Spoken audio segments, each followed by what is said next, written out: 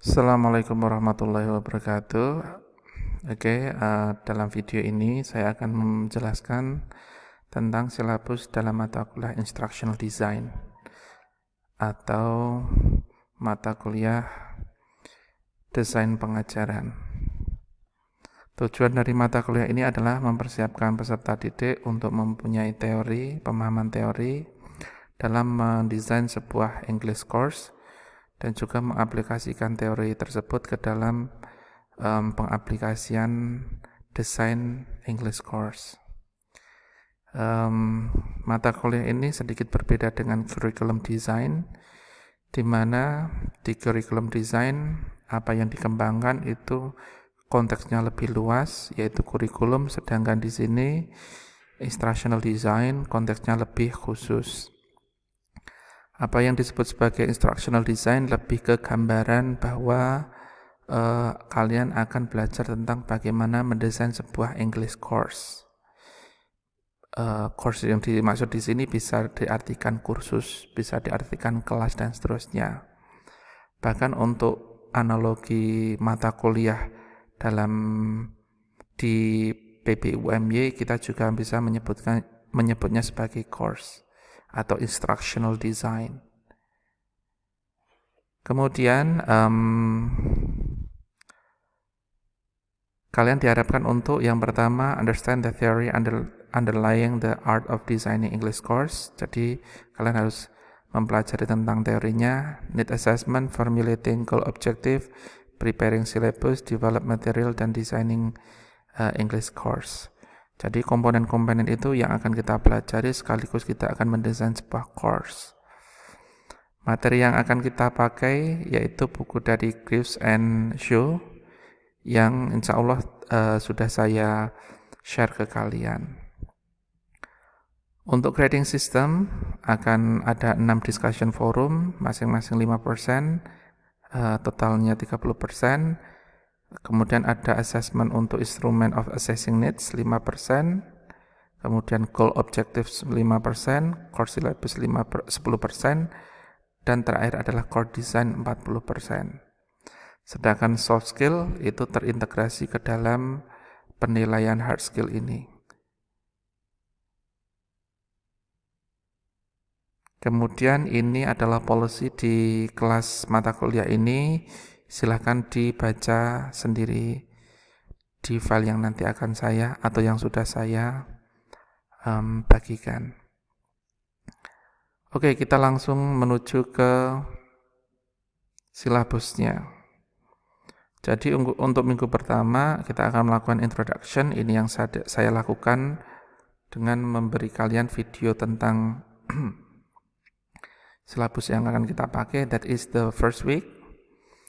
Kemudian minggu kedua kita akan memakai kita akan mempelajari system approach to course design yang dilakukan secara asynchronous. Asynchronous means Anda tidak menggunakan Microsoft Teams. Kita tidak akan saling bertemu dalam platform online.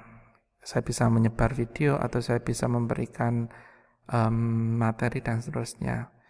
Ada discussion forum yang nilainya nanti 5%. Kemudian minggu ketiga ada defining course context, asynchronous juga 5%. Kemudian articulating belief in meeting 4 5%, ada discussion forum ketiga. Kemudian in week 5 ada assessing need yang kita lakukan offline. Jadi nanti kalau ada tanda offline di sini, ini adalah kesempatan bagi mereka yang sudah mengisi surat pernyataan untuk mengikuti kelas offline untuk bisa bergabung di kelas. Tapi offline di sini bagi mereka yang tidak ada di kelas juga bisa melakukan pembelajaran via online. Ini 5%. Kemudian assessing need yang kedua offline juga, tidak ada discussion forum, jadi ini nanti kita akan belajar tanpa ada assessment. Lanjut di meeting 7 adalah conceptualizing content. Ada discussion forum 4, nilainya 5%. Kemudian formulating goal objectives, juga nilainya 5%. Ini ada assessmentnya. Kemudian organizing the course, Discussion Forum 5 ada 5%. Kemudian dilanjutkan week 10 Developing Syllabus, week 11 Developing Syllabus Part 2, ada syllabus junior 10% untuk nilainya. Kemudian Developing Material and Adapting Textbook ada nilai 5% dari Discussion Forum 6. Kemudian Designing Assessment Plan itu offline bagi mereka yang ingin di kelas dan online bagi mereka yang ingin melakukan online. Nilainya 10%.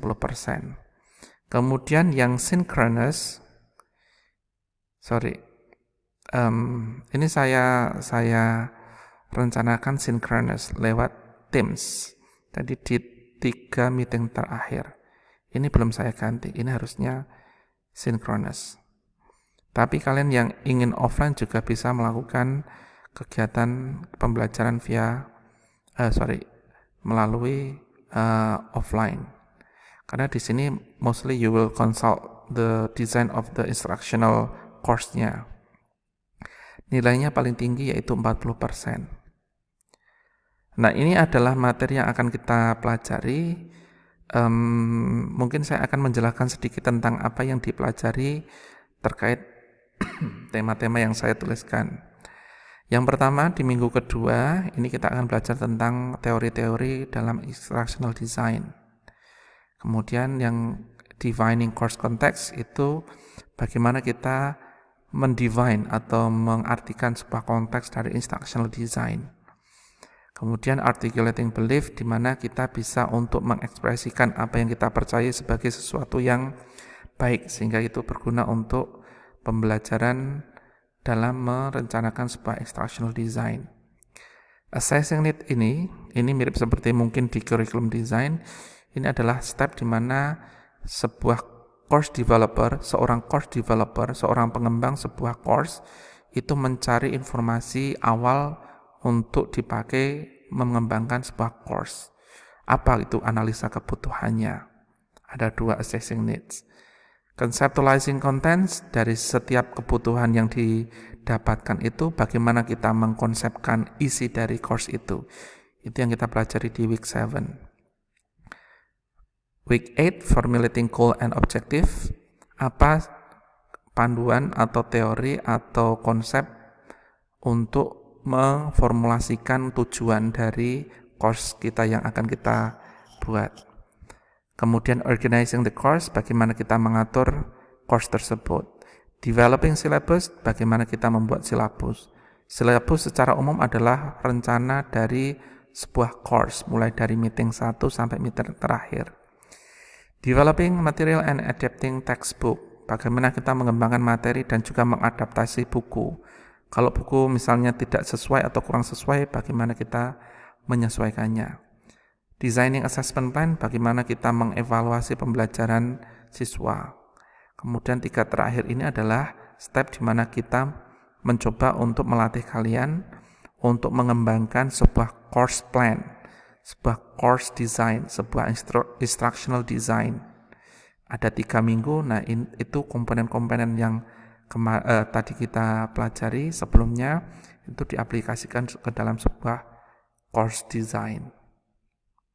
Nah, itu sementara apa yang saya sampaikan untuk silabus dalam mata kuliah instructional design. File ini nanti akan saya bagi, kemudian you may read the syllabus in the file.